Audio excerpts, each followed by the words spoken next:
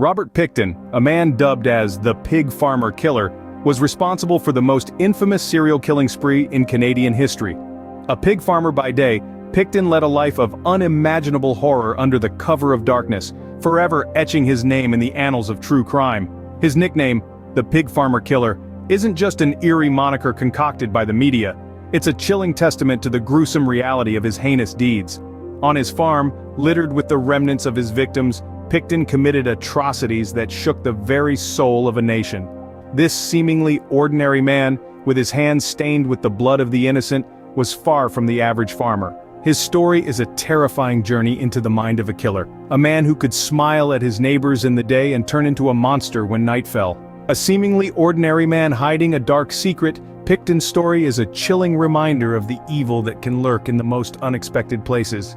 Born in 1949, Pickton grew up on a pig farm in Port Coquitlam, British Columbia. A seemingly innocuous beginning for one who would later become infamous for his heinous crimes. The Pickton family was not affluent, but they were far from destitute.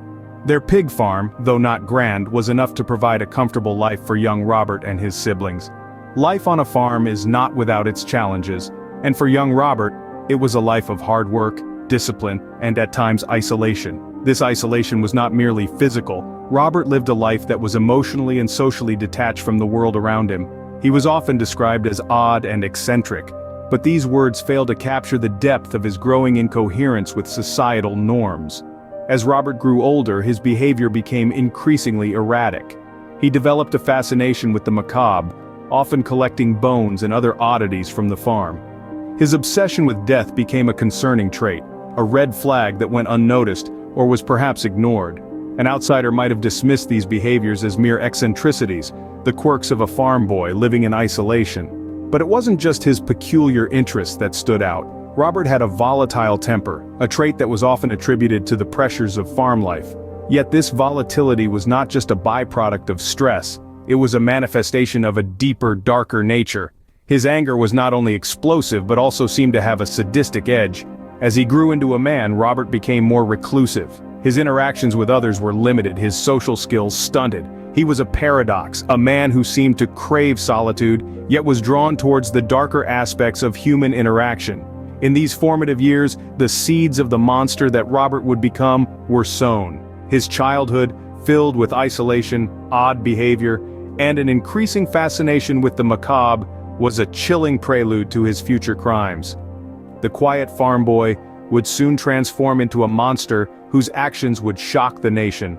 Starting in the late 90s, women began disappearing from Vancouver's downtown east side. A wave of darkness descended upon the city's vibrant heart. As one after another, women, predominantly sex workers, vanished without a trace. The eerie silence that followed their disappearances was as unsettling as the disappearances themselves. The initial police investigation into the matter was riddled with apathy and neglect. The missing women were marginalized individuals, their lives seemingly considered less valuable. This attitude allowed a predator to operate undetected for far too long. In the shadows of this indifference, the grim reality of Robert Pickton's crimes began to unravel. A pig farmer by profession, Pickton was leading a double life as a serial killer. The farm, a place meant for nurturing life, had been turned into a horrifying stage for Pickton's gruesome acts. As the details of his crimes surfaced, the world was left reeling. Pickton lured his victims to his farm with promises of money and drugs. Once there, he subjected them to unimaginable horrors. The women were brutally murdered, their bodies dismembered. But the nightmare didn't end there. In an act of monstrous perversion, Pickton fed the remains to his pigs. This gruesome method of disposal was not only a chilling testament to his lack of remorse, but also a cunning tactic to hide evidence of his heinous deeds. The pig farm, once a symbol of rural simplicity, was tainted with the blood of innocent victims. It became a horrifying killing field, a macabre testament of man's capacity for evil. The sheer scale of Pickton's crimes was a chilling reminder of the darkness that humans are capable of. It was a gruesome spectacle that shook the world to its core. The pig farm had become a horrifying killing field, the true extent of which was yet to be uncovered. The discovery of Pickton's crimes marked the beginning of a long, arduous journey for justice. A journey that would expose the depth of Pickton's depravity and the systemic failures that allowed him to prey on the vulnerable for so long. In 2002, The police finally closed in on Pickton, arresting him on a firearms charge. Yet, this was merely the surface of a far grimmer truth. In the course of their investigation, authorities uncovered a chilling discovery on Pickton's farm: personal items and remains of missing women. This revelation led to Pickton being charged with 26 counts of murder. The trial was a spectacle of horror and disbelief. The courtroom bore witness to the unveiling of evidence that painted a macabre picture. Items belonging to the missing women, DNA evidence, and fragments of human bones were presented, each piece of evidence more chilling than the last. The prosecution argued that Pickton lured his victims to his farm, where he committed his heinous acts. Pickton's defense, however, painted a different picture. His attorneys argued that the presence of the women's belongings and remains on his property did not conclusively prove that he was the murderer. They suggested that other individuals who had access to the farm could be responsible. Further, they questioned the reliability of the DNA evidence, suggesting that contamination could have occurred. The trial was a grueling process, lasting more than a year. The jury was tasked with making sense of the complex web of evidence, the harrowing testimonies, and the gruesome details of the alleged crimes. It was a task that would have tested the resolve of even the most seasoned juror. Despite the defense's efforts, the weight of the evidence against Pickton was overwhelming. The jury found him guilty of second-degree murder in 6 cases. However, the judge dismissed 20 of the remaining charges, citing a lack of evidence.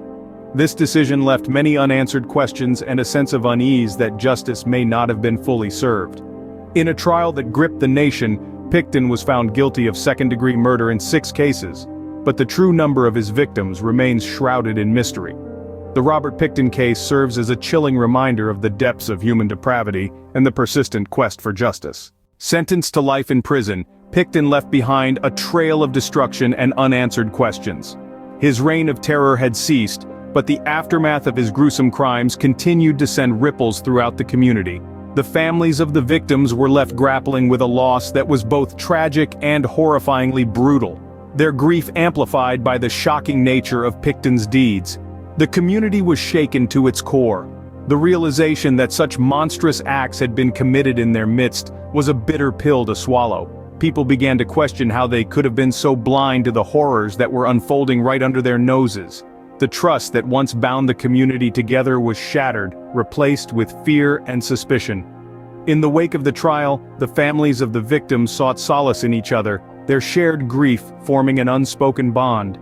They set up support groups not just for themselves but for others who had lost loved ones in similarly unthinkable circumstances. Their strength and resilience in the face of such adversity became a beacon of hope in a time of darkness. As for Pickton, his life in prison has been uneventful. There have been no significant developments since his trial.